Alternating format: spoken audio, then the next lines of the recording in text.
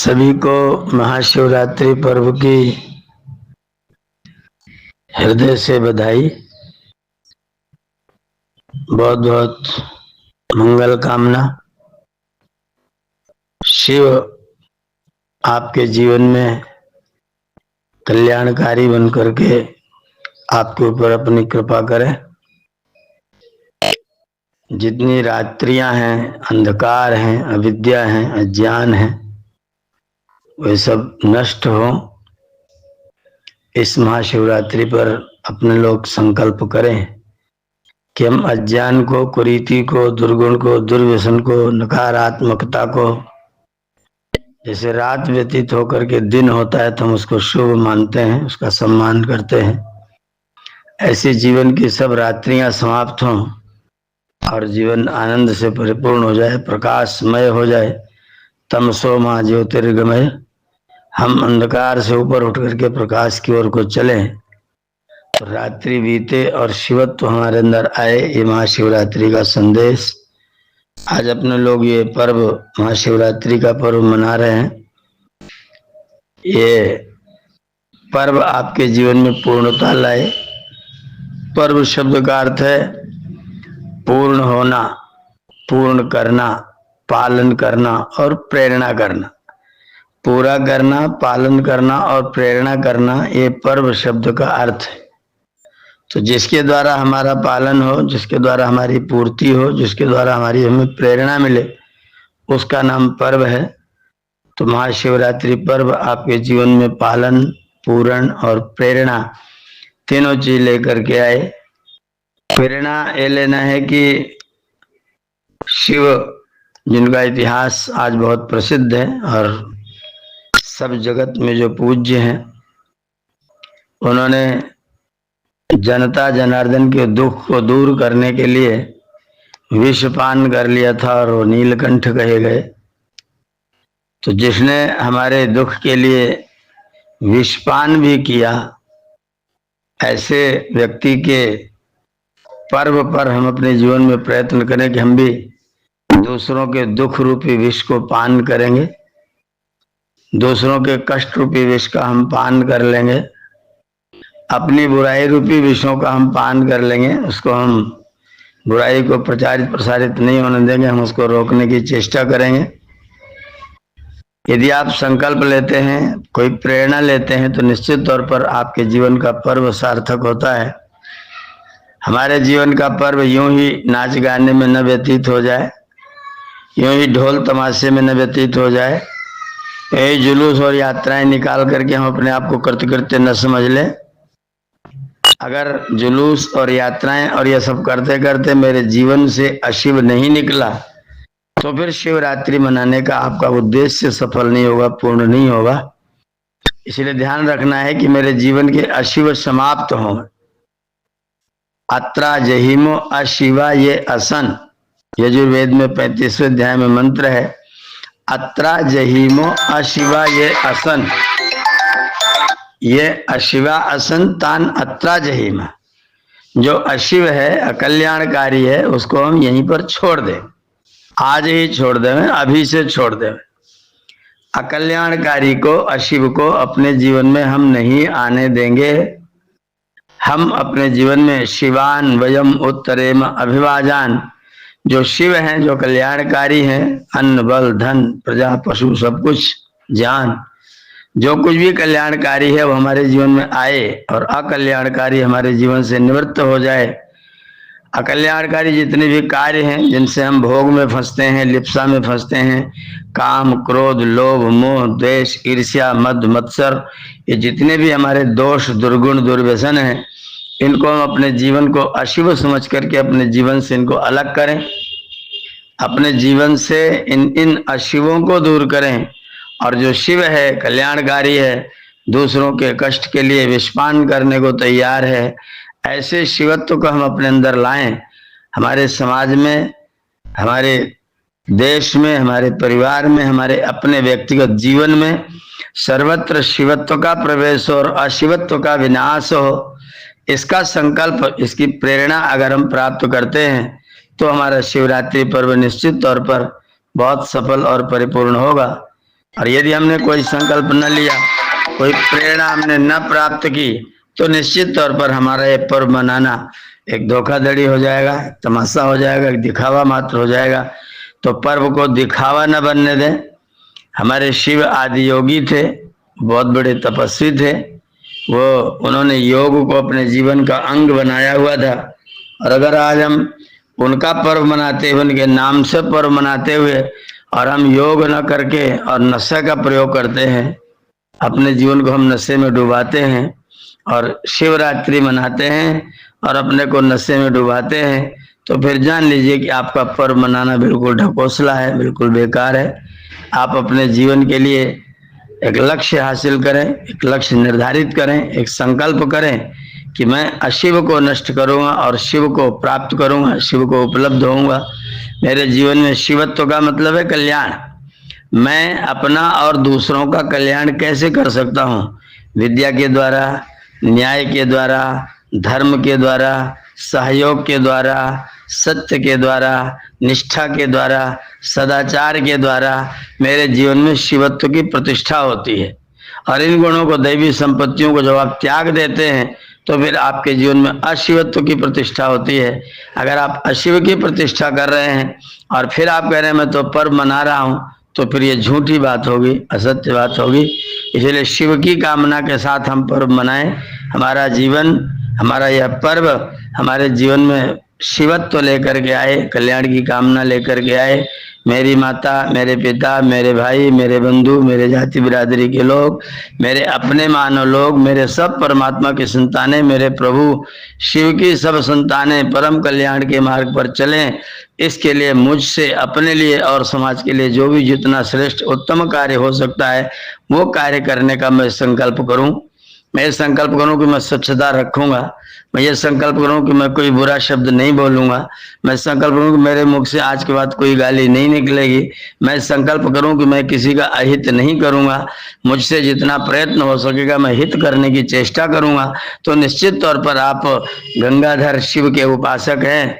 और अगर आपने ये संकल्प न लिया, तो फिर आपकी गंगा ठीक नहीं है और आप गंगाधर शिव के उपासक भी नहीं है। तो शिव की उपासना हमारे जीवन में शिवत्व प्रदान करे, इस प्रेरणा के साथ आप इस पर्व को स्वीकार करें। महाशिवरात्रि, शिव की रात्रि, वो भी महती रात्रि। और शिव की रात्रि महती क्यों है? क्योंकि हम इस रात्रि को व्यतीत करने के बाद में प्रवेश करते हैं प्रकाश में। रात्रि के हट जाने पर हमारा प्रवेश प्रकाश में होता है। तो जो पर्व हमें प्रकाश में प्रवेश करा दे, जो पर्व हमारे रात्रि को, अंधकार को, तम को दूर करके प्रकाश में, आलोक में हमें लाकर प्रतिष्ठित कर दे, उस पर्व का नाम महाशिवरात्रि पर्व है। आप इस पर्व पर शिवत्व की प्राप्ति के लिए ही प्रयत्न करें। आज जो कुछ चीजें चल रही हैं, हम लोग जल चढ़ाएंगे, अच्छी बात है, फल चढ़ाएंगे, अच्छी बात है। जल फल औरों को भी चढ़ाएं, औरों को भी दें। आपका जीवन सफल हो, आप जीवन में फलों का प्रयोग करें, और लोगों को भी खिलाएं पिलाएं, अपने साथी मित्रों के लिए कुछ फल प्रदान करें। तो ये जो शिवत्व के कार्य हैं, कल्याण के कार्य हैं, आप उनको इस पर्व के अवसर पर अवश्य करेंगे। और एक दूसरा, एक विशिष्ट उद्देश्य इस पर्व पर मैं अपनी कुछ बात आपके समक्ष रख रहा हूँ, उसका एक कारण और भी है। ऐसी एक शिवरात्रि का समय था, ऐसे एक शिवरात्रि का समय था 1840 के आसपास का, 1839-40 के समय एक ऐसी शिवरात्रि थी जब शिव के मंदिर में पूजा करने के लिए मूल शंकर गए हुए थे। और उनको ये बताया गया था कि आज रात को 12 बजे शिव जी मूर्ति में से साक्षात प्रकट होंगे और अपने सब भक्तों को दर्शन देंगे। जो उसमें जग रहा होगा वो दर्शन पा जाएगा, जो सो जाएगा वो दर्शन से वंचित रह जाएगा। तो ये सोच करके मूल शंकर ने भी अपना व्रत रखा था, पूरे दिन उपवास किया था और सायंकालीन पूजा में सम्मिलित होने के लिए गए थे। उद्देश्य था कि आज हम रात को शिव भगवान से साक्षात उनका दर्शन करके उनसे मिलेंगे और उनसे कुछ बातचीत करेंगे कि जीवन को धन्य करने का कोई उपाय बताइए। वो बैठे रहे, 9 बज गया, 10 बज गया, लोग पूजा कर करके, आरती कर करके वही मंदिर में ही लेटने लग गए।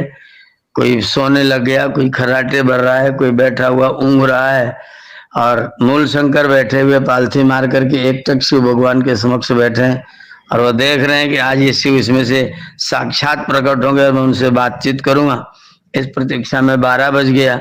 जब 12 बज गया तो उन्होंने पिताजी से कहा, पिताजी 12 तो बज गया, शिव भगवान तो नहीं आए।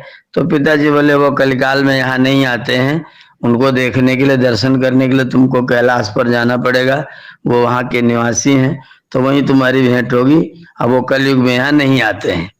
जब ये बात सुनी तो मूल शंकर जी को बहुत निराशा हुई और वहां से उठ करके वो घर चले आए। अपना जो व्रत उपवास था वो सब तोड़ दिया और मन में एक भाव ऐसा भर गया, एक वितृष्णा जैसी हो गई कि जो लोग शाम को कह रहे थे रात को 12 बजे दर्शन देंगे, वे लोग रात को 12 बजे कह रहे नहीं, यहाँ नहीं देंगे, कैलाश पर देंगे। तो ये सब फरेब लगता है, ये सब झूठ लगता है, ये कुछ कल्पनाएं लगती हैं। और ये भाव उनके मन में आया, ये जिज्ञासा उनके मन में पैदा हुई, ये प्रश्न उनके मन में पैदा हुए और उस प्रश्न के कारण से 19 वर्ष की अवस्था में उन्होंने अपना घर त्याग दिया। जो पिताजी शिक्षा दे रहे थे कि शंकर भगवान यहाँ दर्शन नहीं देंगे, वहां देंगे, तो उन्होंने कहा कि हम पिताजी की आज्ञा का पालन करते हुए वहीं जाकर के शिव का दर्शन करेंगे। और उन्होंने घर छोड़ दिया, गृह का त्याग कर दिया। और गृह का त्याग करने के बाद लगभग 20 वर्षों तक, 19 वर्ष की अवस्था में घर छोड़ा और लगभग 20 वर्षों तक घूमते रहे, पूरे देश में घूम टहल करके देश की स्थितियां देखी। और 39 साल की अवस्था में जाकर के गुरु और बिरजानंद दंडी की शरण उनको मिली। वहां जाके उन्होंने अध्ययन किया और अध्ययन करके जो वास्तविक सच्चा शिव है वो क्या है उसका पूरी तरह से व्याख्यान करना प्रारंभ किया। उसके लिए ग्रंथ लिखे, उस शिव की व्याख्या में वेद भगवान की व्याख्या की, उस शिव की व्याख्या में सत्यार्थ प्रकाश लिखा, उसी शिवत्व की प्राप्ति के लिए ऋग्वेदादि भाष्य भूमिका लिखी और वेदों का भाष्य किया। ऐसे अनेक कार्य मूल शंकर ने स्वामी दयानंद सरस्वती बन करके किया था। और जो जिज्ञासा पैदा हुई थी, जो बोध उत्पन्न होने की भूमिका जो पृष्ठभूमि बनी थी, वो ऐसी शिवरात्रि का ही समय था।